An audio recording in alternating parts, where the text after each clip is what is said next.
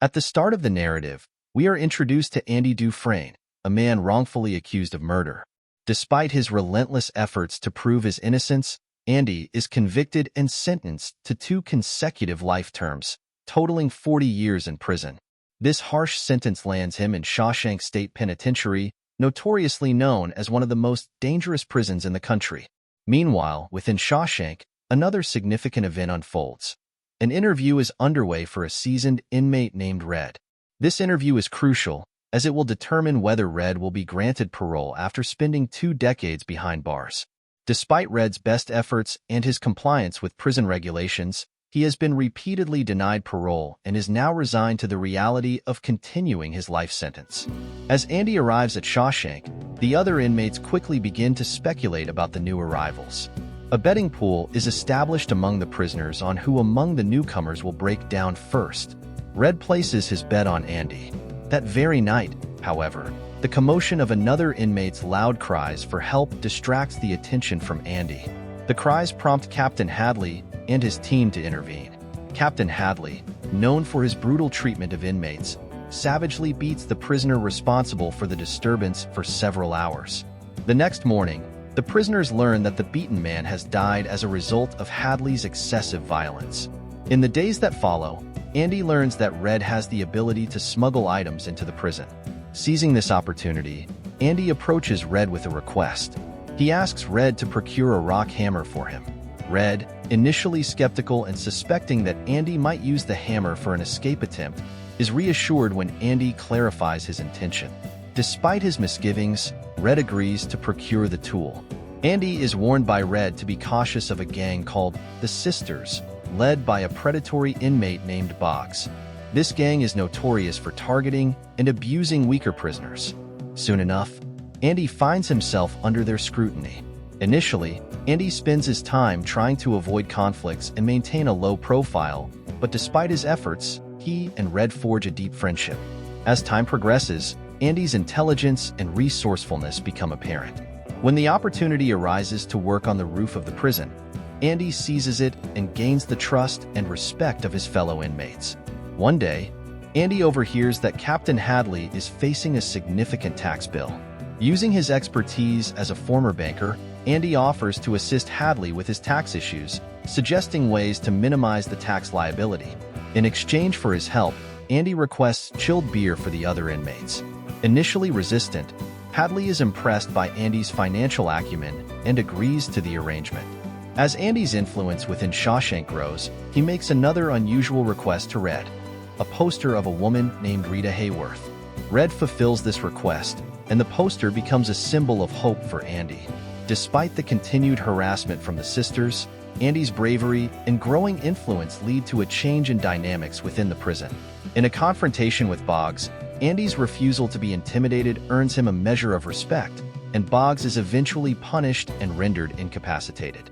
Following this, Andy returns to his cell to find that Red and his friends have gifted him a collection of stones and a new poster of Rita Hayworth. Meanwhile, Warden Samuel Norton becomes aware of Andy's sharp intellect and starts to see him as a valuable asset. One day, Samuel visits Andy under the guise of an investigation. Andy, who is reading the Bible, impresses Samuel with his demeanor and knowledge, leading to a seamless investigation that yields nothing incriminating. Andy is then assigned to work in the prison library with Brooks, another inmate. With this new role, Andy proposes expanding the library to the warden, suggesting it could be beneficial for the prison. After some negotiation, Andy writes letters to the government, successfully securing funds for the library's expansion. As a result, the library grows and becomes a respected institution within the prison system. Over time, Andy's reputation spreads to other nearby jails, and he becomes involved in assisting Warden Norton with his plans for retirement. However, Brooks begins to struggle with the prospect of his release, having grown accustomed to the confines of prison life. Andy explains to Red that the prison walls can be both a prison and a refuge for those who have spent significant time within them. When Brooks is finally released, he finds himself overwhelmed by the outside world, which has changed drastically during his incarceration. Struggling to adapt, Brooks faces difficulties finding employment and adjusting to societal norms. His inability to cope ultimately leads him to a tragic end, highlighting the harsh reality faced by those who have spent extended periods in confinement. Meanwhile, Andy has been imprisoned for 6 years, and during this time, he successfully secures additional funds for the library through his persuasive letters. The library's expansion includes new books, old classics, and even a CD of a famous song that Andy wishes to share with the other inmates. In a bold move, Andy and his friends lock Warden Norton in the bathroom and play the song over the prison speakers, causing a temporary shift in the prison's atmosphere. As a result of this defiance, Andy is placed in solitary confinement for 2 weeks. After serving 30 years of his sentence, Red faces yet another parole interview, which, like the others, ends in denial. To lift Red's spirits, Andy gives him a poster of Rita Hayworth. By now, the government has significantly increased the budget for the prison library, an achievement that Andy plans to use to establish a library in Brooks's honor. Andy also begins teaching literacy to other prisoners, equipping them with skills that will benefit them after their release. Andy exploits Warden Norton's corruption to his advantage, growing wealthier through various schemes. He establishes numerous bank accounts under the name of Randall, a fictional persona created to divert attention from the warden's illicit activities. Years later, a new inmate named Tony arrives at Shawshank to serve a 1-year sentence. Tony's cheerful disposition quickly makes him friends with Andy and Red. Tony asks Andy for help in obtaining his high school diploma, which Andy agrees to. After months of hard work, Tony is prepared for his exam but has a meltdown during the test, discarding his answer sheet. Despite this, Andy reviews and reads Tony's work. During a discussion post-exam, Tony reveals that he had met a man in another prison who had framed an innocent banker for the murder of a golfer and his girlfriend. Upon hearing this, Andy realizes that the banker in question is himself. He urgently requests a new trial, with Tony serving as a witness. However, Warden Norton, fearing the potential repercussions, denies the request and retaliates by placing Andy in solitary confinement for a month. After a few days, Tony receives his high school diploma and is released from prison. Tragically, he is killed by Hadley, who is determined to silence him and protect his interests. Warden Norton informs Andy of Tony's death, falsely claiming it was an escape attempt. Andy, deeply troubled, refuses to cooperate with Norton and threatens to expose his corruption. Norton responds by threatening to close the prison library. When Andy meets with Red, he shares his dreams of freedom and a new life on a beach in Mexico. He confides in Red about his estranged marriage and his sense of guilt over his wife's death. Andy's ultimate dream is to escape Shawshank and start anew, and he invites Red to join him. He provides Red with the location of a hidden stash, instructing him to visit it after his release. The following day, Andy resumes working for Norton, causing Red concern. Red learns that Andy has requested a 6-foot rope, which frightens him. The next morning, when Andy fails to report for roll call, it is discovered that he has escaped.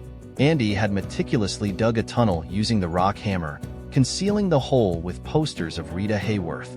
He filled his pockets with soil and discarded it outside, eventually making his way out of Shawshank. While Norton and his team search for Andy, Andy takes advantage of his freedom to visit the banks associated with Randall's accounts, withdrawing all the funds.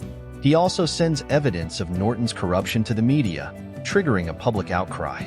Warden Norton and his associates face legal consequences, with Hadley being arrested for Tony's murder.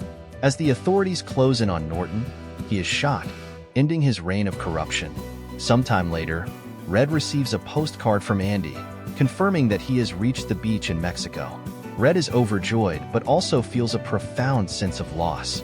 Red's own parole interview follows, and this time he approaches it with sincerity and remorse. His genuine regret and honesty lead to his release on parole.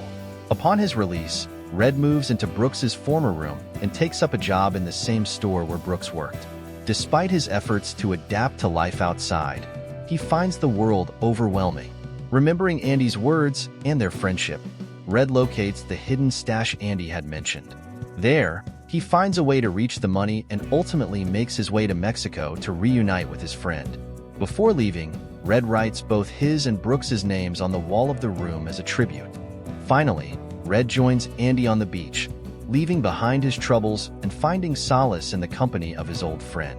This story highlights the profound impact of friendship and hope amidst adversity. It raises the question, do you have a special friend who supports you through your challenges? Share your thoughts in the comments and join us for the next video.